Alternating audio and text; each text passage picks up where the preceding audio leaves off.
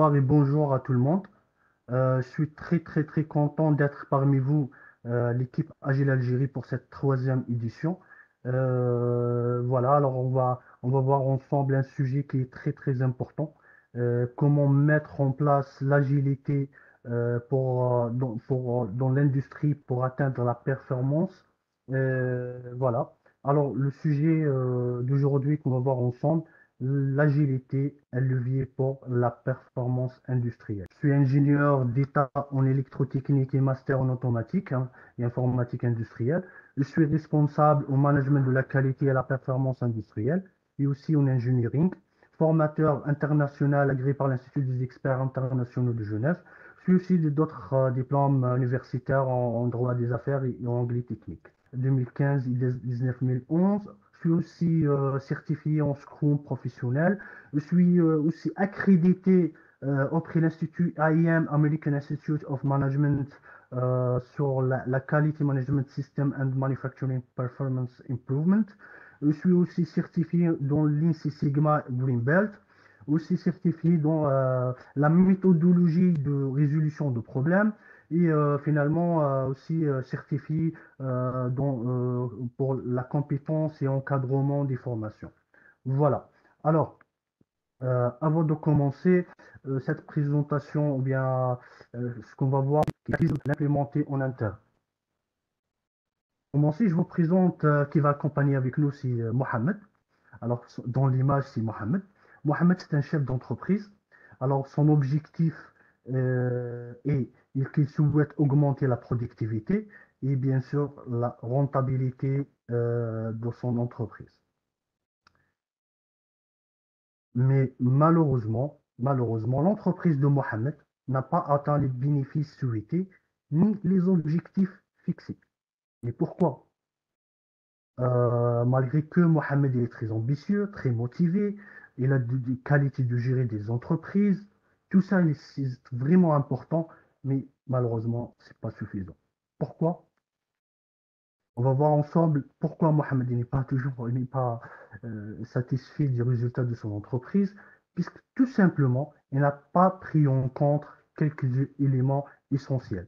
L'adaptabilité, la communication, la qualité du service, l'organisation, peut-être mode de fonctionnement, peut-être faible visibilité de ces projets, le Covid, la politique, l'environnement politique, satisfaction client, tout ça. Même le plus important, que peut-être je vais prendre à titre d'exemple les nouveaux modes de consommation. C'est quoi les nouveaux modes de consommation?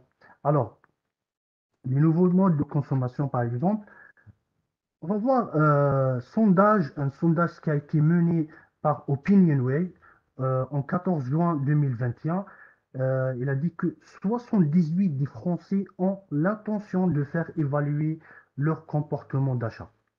Et la mise à jour sur même le OpinionWay a mis la mise à jour en 2022 et effectivement 50% des Français ont changé leur habitude de consommation.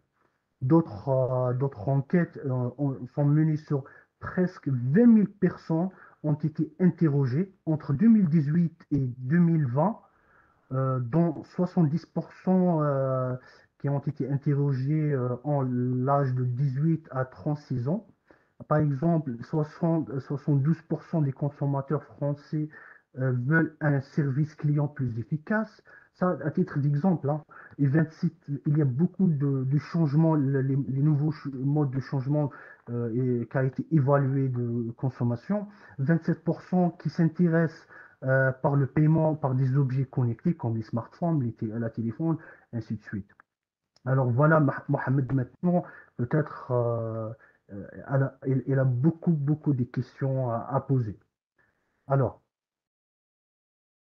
exactement, la flexibilité, la simplicité, l'adaptabilité, l'innovation, la fluidité, la réactivité. Tout ça caractérise l'agilité.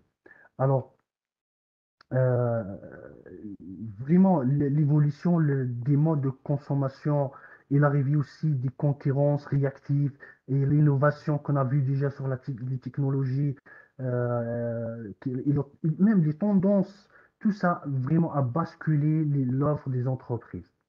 même le développement rapide de technologies. Euh, tout ça, alors, malgré tout ça, ce qu'on a vu, il y a des rares entreprises, oui, je dis ça, rares entreprises qui sont bien, sont implémentées la philosophie agile dans l'entreprise. Euh, malgré les gens toujours avec la méthode classique pour gérer les entreprises ou bien gérer leurs projets. Alors Mohamed maintenant, il comprend pourquoi il n'a pas atteint ses objectifs. Alors l'agilité, c'est quoi l'agilité? Juste à titre juste pour information, l'agilité, je ne vais pas entrer dans le détail, mais juste l'agilité, c'est une culture, c'est un mode de fonctionnement, c'est l'amélioration continue, c'est la visibilité, c'est la qualité, c'est le pilotage par valeur. L'agilité, c'est une philosophie. Alors, l'agilité aussi favorise un rythme soutenable, la flexibilité et aussi c'est une démarche itérative et incrémentale. Alors, pour Mohamed maintenant, pour son entreprise, comment il va implémenter cette philosophie agile dans son entreprise? Alors, le capital humain, système organisationnel et le modèle opérationnel sont les mots les maîtres mots pour répondre à la performance industrielle. Bien sûr, pour répondre aux d'agilité industrielle. La mise en place de trois éléments clés, ça va nous amener pour créer la valeur pour l'entreprise. Alors, par exemple, si on parle sur le capital humain, c'est les individus, bien sûr, les individus sont les éléments clés de chaque organisation. Il joue aussi à la fois sur l'aspect compétence comme la collaboration. Et pour le modèle opérationnel, ici, on parle sur les caractéristiques de l'organisation à la stratégie. Par exemple, on parle sur tout ce qui est processus, les rôles, les responsabilités et surtout les interactions entre les individus et bien sûr le principe de fonctionnement. Le système ici, c'est pour l'objectif de faciliter l'implantation, l'intégration de l'agilité et bien sûr la réactivité. Alors, on va voir un petit détail pour comment implémenter ensemble un modèle agile dans l'entreprise.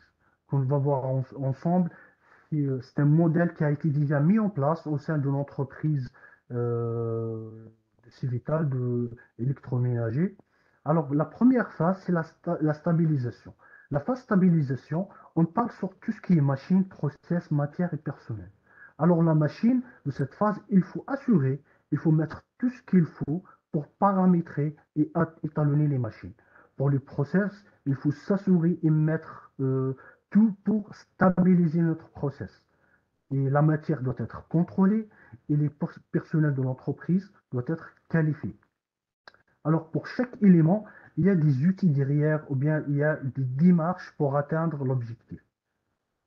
La deuxième phase, c'est la phase de construction. Alors, dans cette phase, on va construire aussi tout ce qui est la surveillance et le contrôle à travers ce qu'on appelle des maquettes, des gabarits et surtout l'aspect métrologique. Aussi l'implication du qui, on parle sur les individus de l'organisation, ici pour définir des rôles et responsabilités, et aussi l'aspect risque. Ici, il faut le définir et le maîtriser. Il doit être maîtrisé, bien sûr, si on adapte la philosophie agile, le principe risque, il est pris en charge. Ici, par exemple, des outils à titre d'exemple, Amdec et bien SWOT. Et bien sûr, le plus important, c'est la sécurité. Ici, je parle de la sécurité humaine, technique et de l'information. Alors, la troisième phase, c'est la maturation. Si on parle de tout ce qui est la planification, communication des objectifs, tout ça. Et la standardisation des modes de fonctionnement. Et bien sûr, mener des audits pour s'assurer que tout ce qu'on a mis en place est opérationnel. Je parle par exemple 5S, le personnel, les compétences,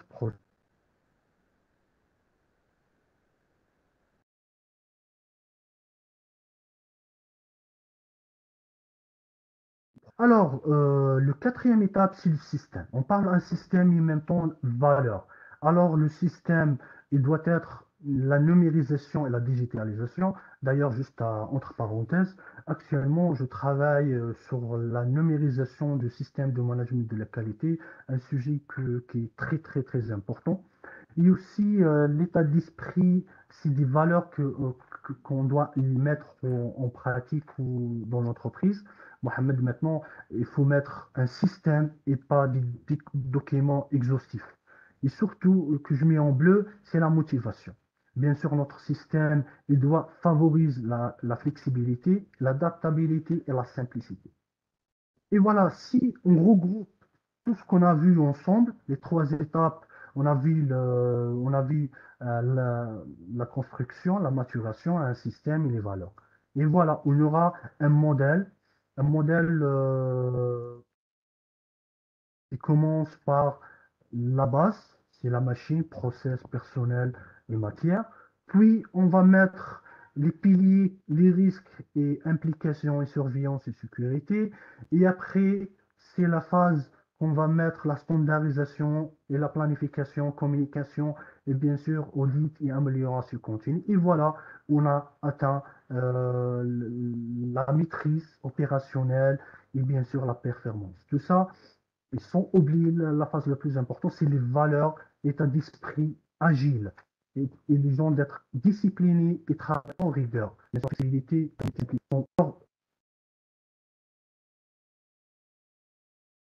voilà, pardon. Alors, voilà, alors ce qu'on a vu ensemble, on a vu en rouge, c'est la phase de stabilisation, la construction, la maturation et finalement on atteint l'agilité. Semblé dans notre système. Et voilà. Mais ce modèle, c'est un retour d'expérience qui a été inventé par moi et mes équipes. On a travaillé sur ce modèle depuis plus de 3 ans pour mettre en place un modèle qui peut être appliqué partout, euh, sur n'importe quel type d'entreprise, soit leur taille ou bien un mode de fonctionnement ou le produit et service qu'elle fournit. Alors, il y a une étape qui est très, très essentielle. Et c'est la base, si l'engagement et la volonté. Alors, le chef d'entreprise, dans notre cas, c'est Mohamed, il doit avoir l'engagement et la volonté pour mettre en place ce système, ce modèle opérationnel.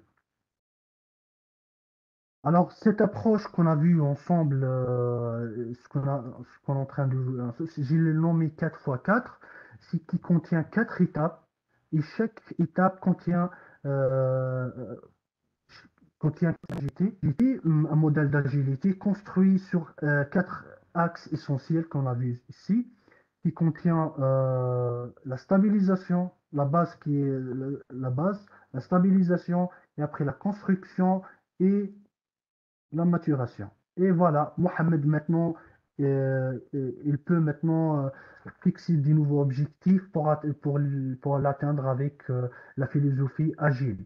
Ce modèle, bien sûr, permettre à tout type d'entreprise de définir sa position vis-à-vis l'intégration des pratiques agiles. Et voilà, l'acquisition d'un véritable modèle agile industriel s'observe directement sur trois axes. Comme par exemple, on a vu ici Mohamed, comme on voit ici ensemble Mohamed, il a augmenté sa productivité, il a réduit le délai de livraison et bien sûr la satisfaction client. Il a aussi la rentabilité de son entreprise.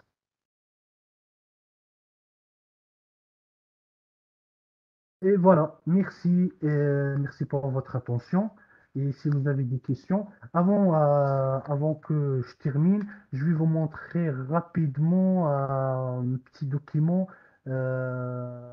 petit document qui décrit comment je travaille pour implanter cette philosophie, cet état d'esprit agile avec mes équipes, qu'on travaille souvent et chaque jour avec un sujet. Par exemple, voilà. Alors un titre d'exemple. C'est à vous après de définir comment le mode de fonctionnement. J'ai décortiqué les phases à des sujets des sprints. Par exemple, je travaille avec Scrum. Par exemple, j'ai travaillé sur la documentation. Après la numérisation des documents, de la qualité, surtout tout ce qui est la numérisation du système, maîtrise et optimisation des processus et des dispositifs de contrôle, maîtrise la métrologie, maîtrise des processus. Et après, par exemple, maîtrise des environnements, voilà, qualité et bien sûr surveillance. Voilà, je reviens sur la. Si vous avez des questions, n'hésitez pas à les poser. Merci pour votre attention. Merci Mehdi, merci pour cette conférence où on a parlé on a vu plusieurs notions, comment dire, plusieurs méthodes, plusieurs outils. Donc des outils qui interviennent sur les différents niveaux de la production, de la qualité, de la métrologie, des méthodes, entre autres. Donc effectivement, Mehdi, nous avons quelques questions.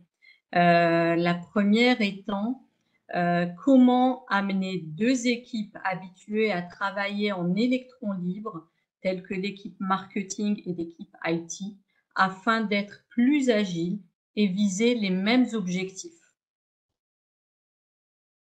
Désolé, j'ai pas bien entendu la question. J'ai des Ok, coupures. donc je vais répéter effectivement ma question. Ouais, Comment amener deux équipes? Donc, on a deux équipes qui travaillent en électrons libres. On a par exemple l'équipe marketing et l'équipe IT. Donc, d'accord. donc chacune a ses objectifs, chacune elle a son staff, donc elle a son personnel. Donc, chacune travaille en électrons libres. Et donc là, la personne, donc notre participant, nous demande comment est-ce qu'on peut les amener à être plus agile ou du moins aller vers les mêmes objectifs en utilisant donc être plus agile pour pouvoir travailler ensemble et aller vers les mêmes objectifs. Donc les mêmes objectifs qui sont la rentabilité, la performance de l'entreprise et voilà une production qui soit stable, ainsi de suite. Alors, merci pour cette question. Alors, exactement, pour déjà, parmi les choses importantes, c'est déjà bâtir une équipe multidisciplinaire qui contient toutes les disciplines existantes de l'entreprise. Alors, dans le cas, par exemple, équipe IT, équipe marketing, même le commercial, même l'équipe opérationnelle, ici, je préfère sincèrement, hein, j'ai l'habitude, d'ailleurs, j'ai animé plusieurs projets, mini-projets, l'habitude d'équipe qui travaille sur équipe dédiée qui travaille sur la stratégie ou bien le marketing, je préfère qu'il soit sur terrain avec toute l'équipe. Sinon, sinon, on favorise avec la communication daily communication pour partager le même objectif, qu'on partage les mêmes modes de fonctionnement et aussi surtout le même état d'esprit. Je pense qu'il n'y a pas un souci qu'un IT ou bien un marketing ou bien opérationnel ou bien maintenance par exemple qui travaille sur un sujet. Je pense que c'est pas un problème du tout, hein. C'est parce que j'ai bien répondu à cette question. Oui, oui, tout à fait. Alors justement, restons dans le même esprit. Donc nous avons d'autres questions et toujours voilà. Donc on a une autre question mais qui va un peu dans le même sens. C'est on veut avoir donc un état d'esprit, un mindset favorable et donc comment amener tous les acteurs des différents personnels. Donc quand on dit les différents personnels, donc des différents départements, hein, qui n'ont pas nécessairement les mêmes objectifs, qui sont les méthodes, la qualité, la R&D, la production, le marketing, la direction, la logistique, la production bien entendu. Comment les amener, comment les faire converger vers un état d'esprit favorable. Voilà, donc voilà, il y a à peu près les mêmes questions qui se Oui, posent. non, Pardon? Mais c'est une très très bonne question, hein. Sincèrement, lorsque j'ai bâti ce modèle qui est déjà affiché, tu sais, la difficulté que j'ai trouvée déjà pour adhérer les autres disciplines, par exemple la maintenance, la production et le marketing, c'est on n'a pas les mêmes objectifs. Par exemple, le marketing, il est déjà orienté vers les ventes, la production orientée vers la productivité, et ainsi de suite. Par contre, pour les amènes, même façon ou bien même état d'esprit, tu sais que le challenge ici, c'est l'état d'esprit. Il faut avoir un état d'esprit orienté objectif. Et surtout, comment on va atteindre ou bien atteindre cet état d'esprit, c'est avec les formations et surtout avec la communication et la transparence. Il faut être transparent avec les objectifs, avec les difficultés, avec les risques, et après il faut communiquer souvent et impliquer les gens. Il faut impliquer les gens. Je pense avec cette façon. D'ailleurs, c'est pour ça que j'ai insisté dans le modèle que j'ai inventé sur l'état d'esprit. Au début, on trouve des difficultés, on trouve des résistances déjà pour mettre en place la philosophie ou bien l'approche agile. Mais croyez-moi, par la suite, si vous travaillez avec la communication, avec la transparence et sensibilisation, et croyez-moi, vous atteindrez vos objectifs, vous adhérez tout le monde sans problème. Merci. Merci Mahdi, effectivement. Donc, ce que tu dis là, les éléments de réponse que tu amènes font écho avec quelques éléments qui seront évoqués lors de lors de la keynote de clôture. Donc, j'en dis pas plus. Nous avons une autre question qui est comment évaluer l'agilité d'une entreprise via le parcours du client. Alors, la question est un petit peu ambiguë, donc je vais tenter de la décortiquer afin de la livrer à Mehdi. Donc, je vais la poser de nouveau. Donc, si j'ai bien compris, bien entendu, l'entreprise ou un fournisseur, donc ça, son livrable ou ses livrables, que ce soit un service ou un produit, on part du donc comment dire, le fournisseur est là pour servir son client, donc à travers un service ou un produit. Et donc là, la question c'est comment donc le parcours ou comment évaluer l'agilité d'une entreprise via le parcours ou l'objectif ou le produit à livrer au client. C'est très simple, Rachida, comme vous le savez déjà, que la philosophie agile ou bien l'approche agile favorise euh, la collaboration permanente avec le client. C'est-à-dire, le client déjà, il participe à construire son modèle ou bien à construire chaque étape. C'est à travers le feedback client qu'on fait cette base, ce modèle, la construction, les valeurs et ainsi de suite. Justement, les choses de l'agilité, qu'est-ce qui est bien, c'est l'adaptabilité, la flexibilité. C'est-à-dire, on comprend le besoin du client et après, on change, on fait les modifications, les changements nécessaires. Aussi, ça n'empêche pas que, même si notre produit est déjà allé au marché, il faut toujours mettre des bonnes pratiques pour déjà, par exemple, par des enquêtes, par des sondages, par exemple, il faut des collaborations avec du client déjà pour avoir déjà des retours soit positifs, soit négatifs sur le produit. Je pense déjà le modèle qui est devant nous, il est à la base collaboration client.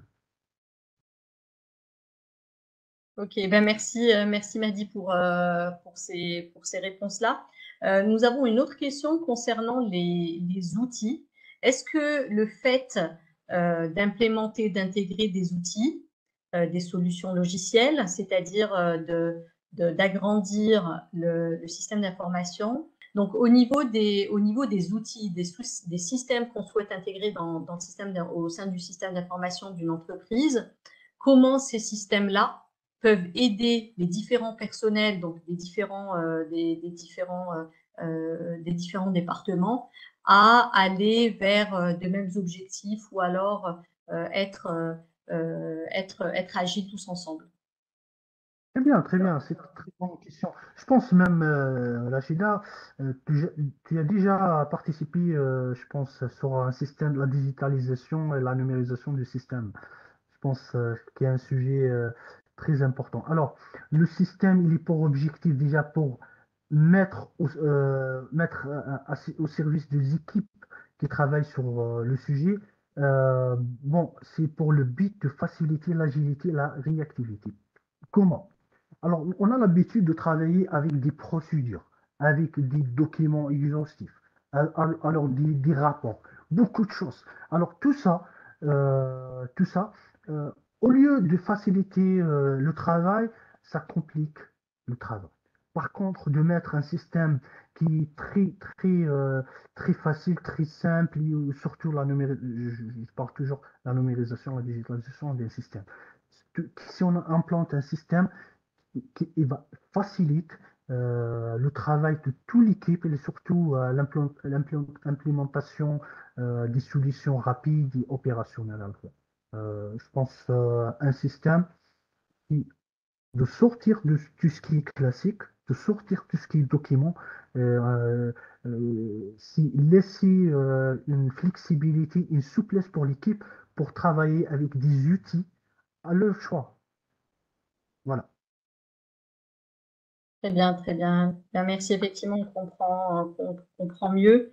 Nous avons une autre question concernant les erreurs ou les choses qu'il faut éviter pour ne pas tuer l'agilité d'une entreprise. Oui. C'est une très bonne question. D'ailleurs, avant de mettre ce modèle en pratique, depuis il y a presque 12 ans, je travaille chaque base pour implémenter les bases. Je trouve à chaque fois des difficultés. La première difficulté que je trouve et qui soit doit être éliminée, il faut que résistons au changement. Les gens, au début, résistent, n'acceptent pas le changement, n'acceptent pas de changer soit mode de fonctionnement, ou bien leur habitude, ou bien leur état d'esprit. Ça, c'est la première étape.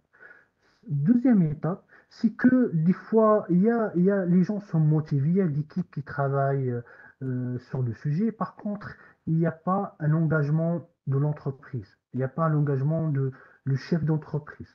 C'est-à-dire, il n'est pas bien adhéré sur la philosophie ou bien l'approche agile. Aussi, ça, c'est une difficulté qu'on trouve souvent. Il faut bien l'expliquer, c'est quoi l'objectif, c'est quoi le résultat, et c'est quoi le gain, et c'est quoi les risques, et ainsi de suite. Sinon, deuxième, c'est que les gens n'ont pas le même niveau, par exemple, sur les principes d'agilité. Alors, surtout, sur la troisième étape, il faut partir sur les formations, les sensibilisations, l'accompagnement, pour déjà faciliter l'acceptation de cette philosophie. On cite trois éléments euh, que j'ai trouvé, ça déjà par expérience, j'ai trouvé des difficultés pour implémenter ce modèle. Merci Mehdi. Euh, alors effectivement, ça se bouscule pas mal, donc on a encore 5 minutes devant nous, Mehdi. Alors, est-ce que c'est un peu trop de questions ou tu souhaiterais poursuivre?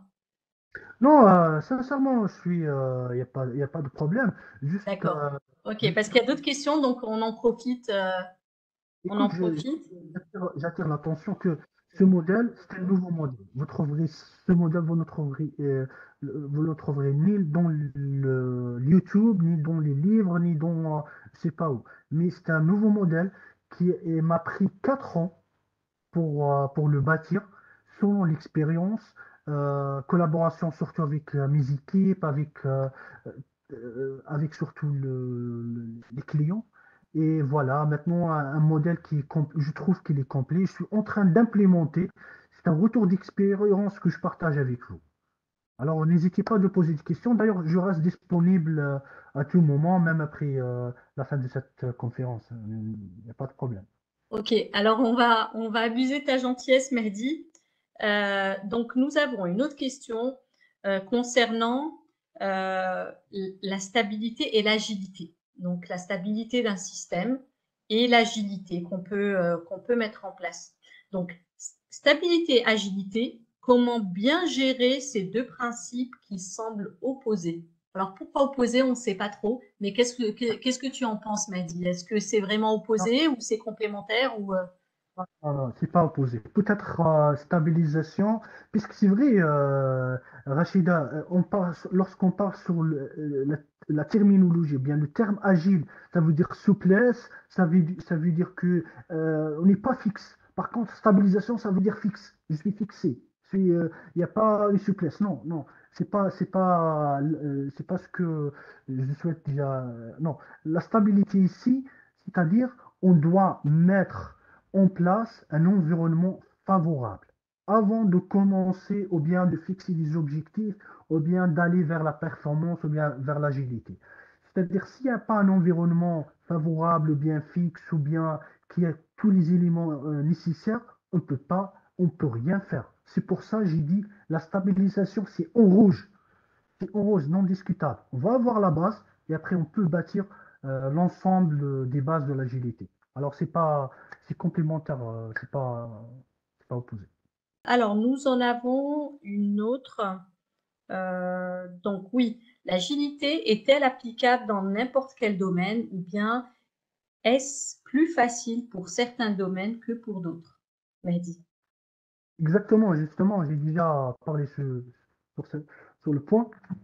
Alors, l'agilité, bien ce modèle, on peut l'appliquer quelle que soit la nature de l'entreprise, quelle que soit la nature de produits ou services. Seulement, il y a des services, ou bien il y a des entreprises avec moins de complexité et d'autres plus complexes. Et ici, je pense, pour implémenter un modèle comme celui que je viens de présenter sur une entreprise avec des activités un peu complexes, ça prend un peu de temps, oui. Par contre, d'autres, non. Ça prend peut-être entre 6 mois, 8 mois, une année, on peut mettre l'agilité en pratique. Voilà, alors, il y a pas une différence sur l'activité et sur la nature de produits ou services fournis. Pas de différence. Parce qu'on parle sur les principes, on ne parle pas sur une méthodologie bien fixée ou bien on parle sur une méthodologie, état d'esprit, une philosophie, surtout. Eh Après, bien, la manière, merci. oui, alors juste la manière de faire, c'est reste à l'équipe comment il voit les choses. Voilà. Eh bien, merci beaucoup. Eh bien, moi j'ai une dernière question, donc c'est une question à moi. Je voulais savoir comment, Mehdi, toi, tu es perçu dans l'équipe Brandt. Est-ce que tu es perçu comme la personne qui vient imposer des choses, forcer des choses ou plutôt faciliter des choses? Comme, bon, bon, oui, au début, oui. Au début, il y a des résistances. Sincèrement, toujours on a des résistances au changement, ça c'est clair. Maintenant, il faut implémenter les choses étape par étape. C'est pour ça le modèle, il est conçu par étapes. Alors, j'ai fixé un objectif pour implémenter la première étape, la stabilisation. Ça a pris presque 6 mois. La deuxième étape, seulement 3 mois. La troisième étape, je suis en train d'implémenter, pas encore. Alors, au début, oui, c'était difficile, c'était très compliqué. Surtout, on ne partage pas le même état d'esprit, hein. Les gens sont orientés, par exemple, orientés résultat, pas objectif, et d'autres orientés productivité et pas résultat, ainsi de suite. Alors, le démarrage J'ai commencé par la sensibilisation et la formation en interne. J'expliquais c'est quoi l'agilité, c'est quoi la performance, c'est quoi l'importance d'implémenter ce modèle. Et après, sincèrement, hein, croyez-moi, après, j'ai trouvé un très, très, très bon endroit pour implémenter ce modèle. D'accord, d'accord. Donc, oui, les bons ingrédients et le bel environnement, le bon environnement pour, pour faire, comment dire, concocter une bonne synergie entre entre tous les éléments de la nature. Exactement. Très bien, très bien. Bon, et bien, en tout cas, merci infiniment, Mehdi, eh bien, pour cette conférence, pour ces concepts, donc, pour ce modèle aussi que tu as posé, que tu as mis en place aussi dans l'industrie dans laquelle, donc, qui t'emploie, qui est Assétif. Et puis merci d'avoir partagé un bout de ton expérience qui est visiblement très large. Donc merci aussi aux participants qui ont été avec nous.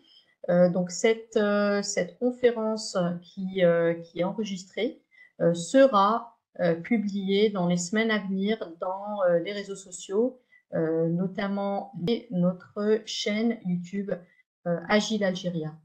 Voilà, il ne me reste plus qu'à vous remercier tous encore une fois. Mehdi, je te laisse le dernier mot.